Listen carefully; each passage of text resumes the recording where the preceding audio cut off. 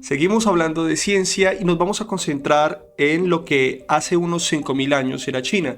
¿Y por qué China? Porque tanto India como China y esta región del este, más allá del Himalaya, también se convirtió en protagonista en el origen de la ciencia. Vamos a hablar sobre eso en este video. Quédense, los invito. Un abrazo. Hay registros históricos de hace 5.000 años donde se registran importantes crónicas alrededor de la vida de los pueblos de los valles del río Indo y del río Amarillo, en donde hoy se ubica en general la región de India y China. Hay que recordar que en esta época no existían esos países, eran unos territorios mucho o incluso mucho más grandes de los que hoy es, pero esos registros señalan que las poblaciones habían desarrollado unas capacidades, unas habilidades, unas competencias o destrezas que estaban relacionadas con el pensamiento científico, la escritura, las matemáticas, la astrología, la astronomía en este caso, entre otras actividades. Y sobre eso vamos a seguir hablando en este video. Vaya, y no era para menos, William Bauman, en uno de sus libros más importantes, Una pequeña historia de la ciencia, el cual obviamente sirve para la realización de este video, señala que la India y la China incluso estaban al mismo nivel de Europa.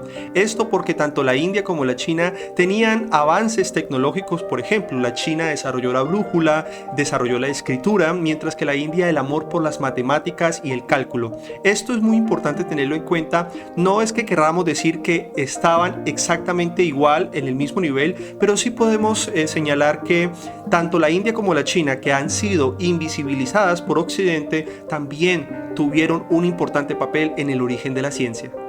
Si se trata de ejemplos, hablemos de China, quien inventó el papel y desarrolló la escritura con base en ideogramas. Estos dos elementos sin duda ayudaron a impulsar mucho más la ciencia. Por otro lado, la China logró desarrollar principios de la ciencia en la ingeniería. De aquí se desprende la construcción de la Gran Muralla China y la obra El Gran Canal. Estas dos obras de ingeniería son increíbles y hoy en día incluso dejan sorprendidos a visitantes y científicos. Los chinos conciben el universo como un todo. ¿Y por qué lo conciben así? Porque creen que el universo es un organismo vivo y que hay que estudiarlo desde la visión todista. Todo tiene sentido con todo. También consideraron que existen fuerzas que están más allá del ser humano, como el yin, el yang y una fuerza superior, el chi.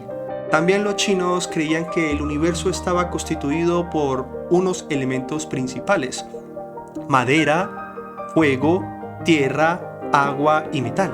De esta manera los elementos se combinaban o se fusionaban, también se apartaban, se alejaban, y esto es una visión basada en que los elementos no están separados o cada uno cumple una función específica.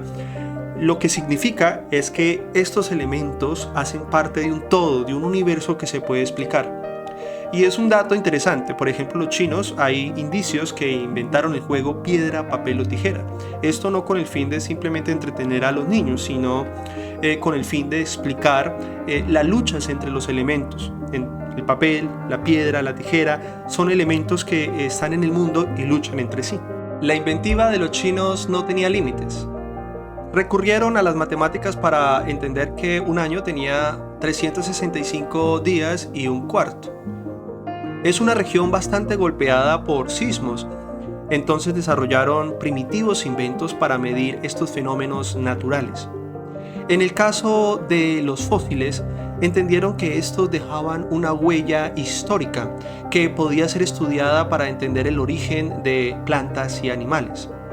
Estos y otros ejemplos son claros indicios de la aplicación de la antigua ciencia en estos momentos históricos. Este fenómeno de imaginación, de curiosidad, que podríamos llamar los indicios de la ciencia, también se vio reflejado en el estudio del electromagnetismo, la curiosidad de los chinos por saber si nosotros, los elementos, estábamos rodeados por campos magnéticos o eléctricos. También el estudio de la química, ya sabían destilar alcohol, mezclar sustancias, incluso para hacer la pólvora, que es un elemento conocido por los chinos. Y también el desarrollo de la alquimia, que hemos escuchado desde luego en la Edad Media, en el cual estaban interesados por la creación del oro a partir de otros metales.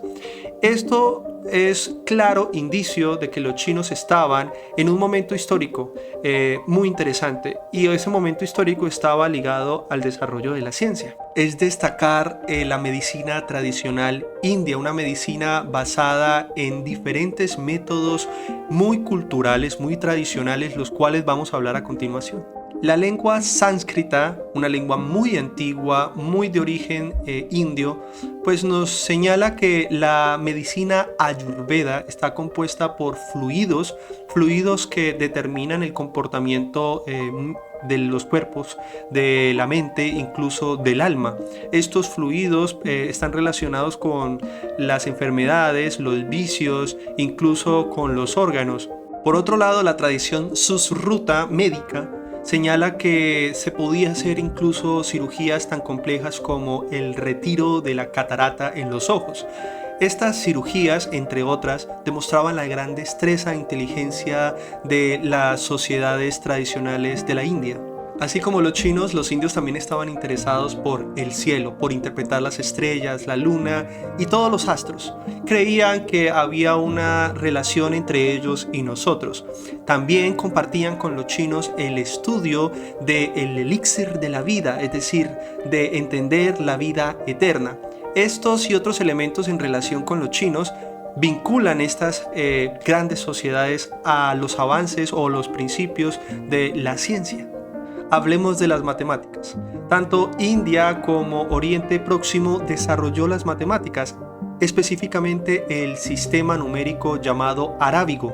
Este sistema es conocido por la referencia de 1, 2, 3, etc. ¿Qué pasaría si no tuviéramos este sistema? Yo creo que es una de las mayores contribuciones a la ciencia porque permite desarrollar el lenguaje de las matemáticas. Y así hemos concluido con este segundo capítulo. ¿No? Hablamos de la China, hablamos de la India, hablamos incluso de Oriente Próximo. La ciencia no solamente estuvo ligada al crecimiento de Europa y Occidente, también estuvo relacionada con el desarrollo histórico de los pueblos de la India, de China. Desde luego, muchos otros pueblos más desarrollaron principios que están relacionados con la ciencia.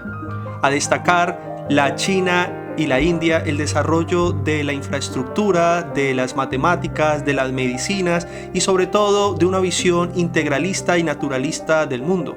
Esto fue un gran aporte y seguirá siendo un gran aporte para la ciencia. Los invito a ver mi próximo video, parte 3, donde hablaremos otras cositas de la ciencia. Y continuamos con el origen y el desarrollo de esta bonita labor que es enseñar sobre ciencia. Un abrazo, los quiere mucho César Augusto García Arias. Chao.